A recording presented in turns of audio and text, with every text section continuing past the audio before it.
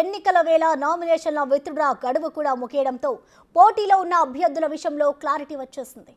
175 assembly స్థానాలకు గాను మొత్తం 4210 నామినేషన్లు దాఖలవగా ఇప్పుడు 2705 మంది బరిలో నిలిచారు. అలానే 25 పార్లమెంటు స్థానాలకు 731 మంది మొదట నామినేషన్ వేయగా ఇప్పుడు 503 మంది పోటీలో నిలిచారు. దాదాపుగా 8 నియోజకవర్గాల్లో రెబల్స్ ఇండిపెండెంట్ గా పోటీ చేస్తుండడం ఇప్పుడు హాట్ టాపిక్ గా మారుతోంది.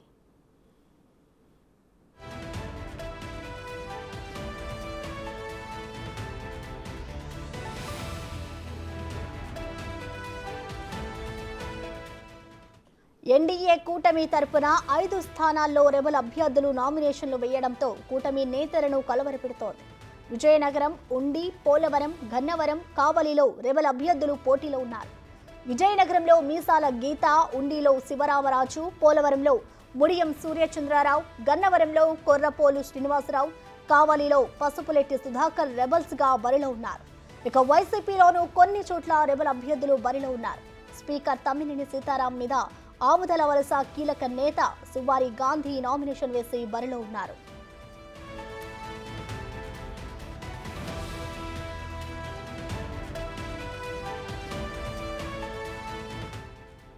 నూజివీడు నుంచి రెబల్ అభ్యర్థిగా పోటీకి దిగిన వెంకటేశ్వరరావు బాబుతో జరిగిన బుజ్జగింపుల తర్వాత తన నామినేషన్ ఉపసంహరించుకున్నారు.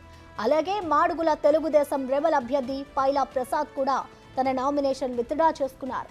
మడకశిర టీడీపీ రెబల్ అభ్యర్థి సునీల్ కుమార్ సైతం తన నామినేషన్ ఉపసంహరించుకున్నారు.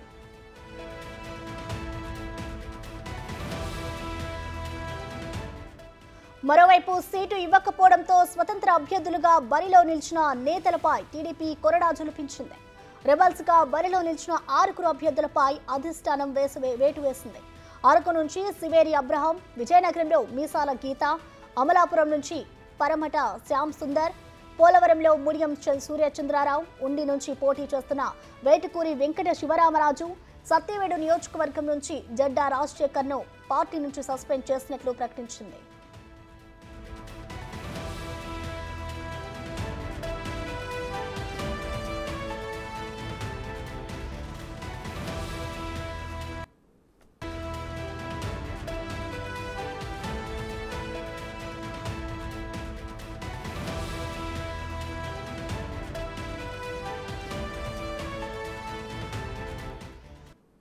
దీనిపై మరింత సమాచారం మా ప్రతినిధి శివ లైవ్ లో అందించడం సిద్ధంగా ఉన్నారు.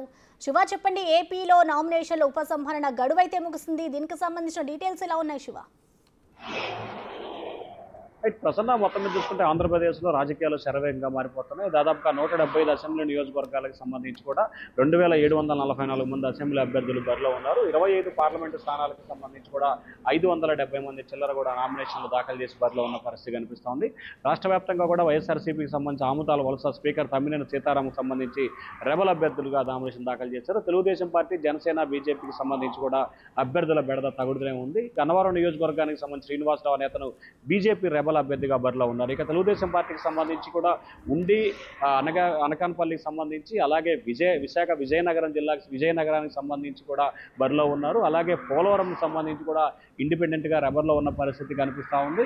అలాగే దాదాపుగా చూసుకుంటే సత్యవేడు నియోజకవర్గానికి సంబంధించి మరొకరు రెబర్లో ఉన్న పరిస్థితి కనిపిస్తూ ఉంది. తెలుగుదేశం పార్టీ సంబంధించి 5 అభ్యర్థులు రెబర్లుగా ఉన్నారు. అలాగే భారతీయ జనతా పార్టీకి సంబంధించి ఒకరు రెబల్గా బరిలో ఉన్నారు. వైఎస్ఆర్సీపీకి సంబంధించి ఒకరు రెబల్ అభ్యర్థిగా బరిలో ఉన్న పరిస్థితి కనిపిస్తూ ఉంది. ఇప్పటికే తెలుగుదేశం పార్టీ 6 సంబంధించి కూడా సస్పెన్షన్ వేస్తూ కూడా తెలుగుదేశం పార్టీ నిన్న ఉత్తర్వులు జారీ చేసింది. వైఎస్ఆర్సీపీకి సంబంధించి కూడా స్పీకర్ తమ్మినేని సీతారాం నియోజకవర్గానికి సంబంధించిన నేతలతో మాట్లాడే ప్రయత్నం చేశారు. ఆయన కూడా విత్డ్రాకి ఏమాత్రం కూడా సిద్ధంగా లేని పరిస్థితి కనిపిస్తోంది. ఆయనపై కూడా ఈరోజు వేటు వేసే అవకాశాలు కనిపిస్తున్నాయి.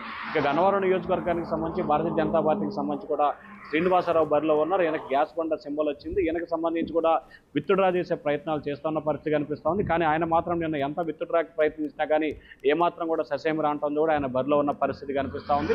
అయితే ఆయనపై కూడా భారతీయ జనతా పార్టీ వేటు వేసే అవకాశాలు అయితే కనిపిస్తున్నాయి. అయితే ఆయన ఎంపీ, రాజ్యసభ సభ్యుడు ఎంపీ జీవీఎల్ నరసింహారావు అనుంజ శిష్యుడిగా కూడా బీజేపీ నేతలు చెప్తా ఉన్నారు.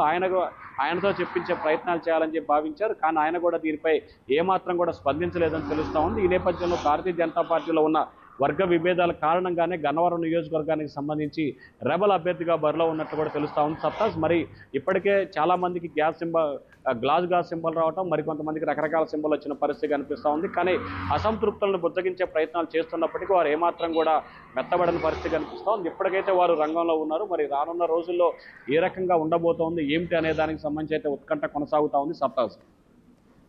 Thank you Shiva. For more videos like this, subscribe Big TV channel.